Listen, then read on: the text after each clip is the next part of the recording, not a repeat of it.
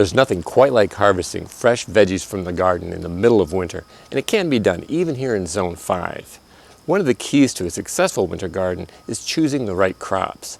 So today I thought I'd talk about my top 6 cool weather crops for a winter garden.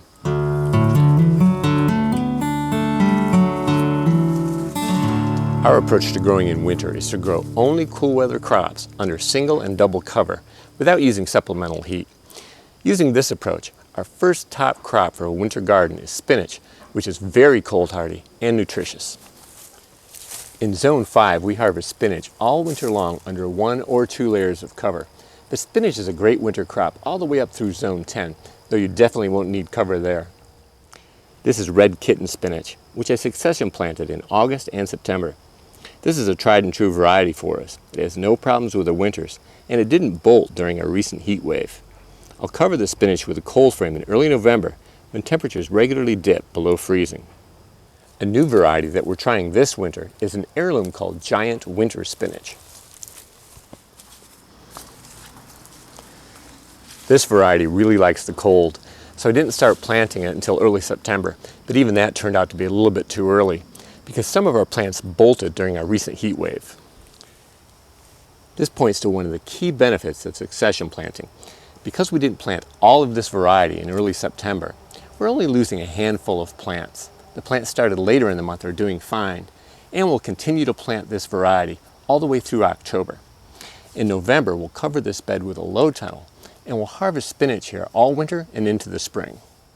My second top crop for winter is carrots, which we harvest all winter long under 1 or 2 layers of cover. Here we're growing Danvers half-long and short and sweet carrots under a 2-layered low tunnel. We'll add the first layer of greenhouse film around our first frost in October and the second layer in late November or early December. I started succession planting carrots for winter in July and continued through August. My goal is to have mature, ready to harvest carrots by mid-November. By then we'll have less than 10 hours of daylight and frequent freezing temperatures. These two factors combine to dramatically slow growth, so we want our carrots and most of our winter crops to be close to maturity by then. During much of the winter, this bed will basically act as cold storage for our carrots, allowing us to come out and harvest them from underneath the low tunnel as needed. In February, our daylight hours will be above 10 again, and growth will resume in the garden. At that point, I'll start planting more carrots in the open spaces for spring. My next top winter crop is kale, which is very cold hardy and nutritious. Though I much prefer to direct sow our kale in the garden, this year cabbage butterflies have been so bad that I decided to start most of our kale indoors in the grow room. I'll wait until mid-October around our first frost to transplant the kale into the garden. At that point, the cabbage butterflies should be gone. I succession planted kale in our grow room from July through September to make sure we'd have plenty of plants that are close to maturity when growth slows in November. For winter, we're focusing on 2 cold hardy varieties. Starboar is a tried and true compact hybrid that we've grown before with great success. We're also growing an open pollinated heirloom variety called Cyber Frill, which looks very interesting. We've had a chance to sample some of the leaves, and they're more tender than other kale varieties and not as bitter. We harvest kale all winter long under 1 or 2 layers of cover. Most winters I end up wishing I'd planted more kale, but this year I think the challenge will be finding enough room for all of the plants I've started. My next top winter crop is lettuce. Lettuce is a little bit more tricky to keep going through the winter than the other crops on my list, but I think this is more because of its sensitivity to drastic temperature changes than it is to the cold itself. The temperature under 2 layers of cover can range from 20 to 70 degrees in the same day, and it can change very quickly, and I think this stresses the lettuce. Despite these challenges, we have been able to harvest lettuce all winter long under double cover. Choosing the right variety is key, and so far we've had the best results with winter density lettuce, which is a compact butter crunch hybrid. We're also growing 2 new heirloom varieties known for their cold hardiness, Arctic King Butterhead and Hungarian Pink Winter Butterhead. We succession planted lettuce from July through September and have everything from seedlings to plants that are ready to harvest. I'll plant out the rest of our lettuce very soon, and in mid-October around our first frost, I'll apply the first layer of cover and then the second layer of cover in late November or early December. In the hoop house area, the 2 layers of cover consist of the hoop house itself and the covers over the cold frames and low tunnels inside. Using this approach, I'm confident we'll have harvests of winter density lettuce all winter long, and I'm looking forward to seeing how the two new heirlooms do. My last two top winter crops are perhaps the most cold hardy of them all, Mache and Claytonia.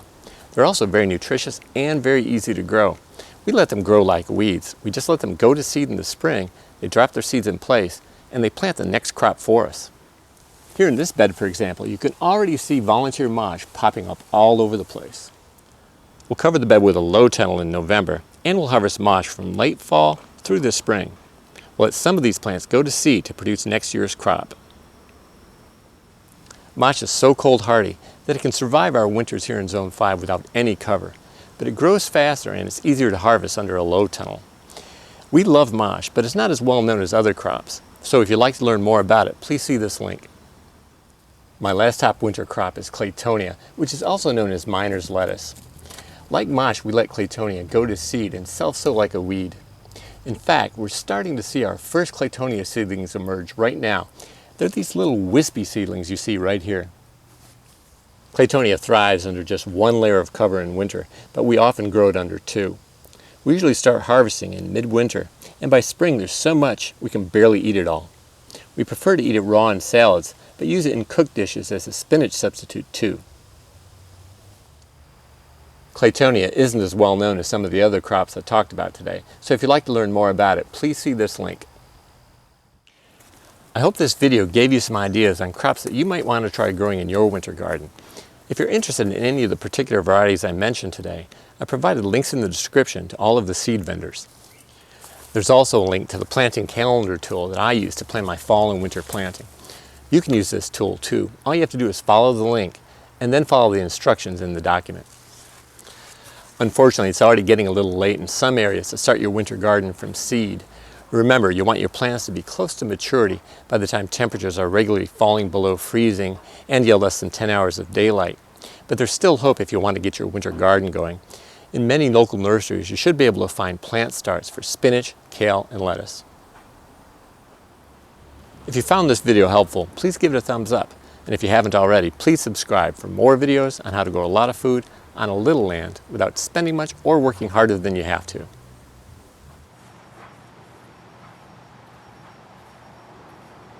Oh, good boy. Good boy.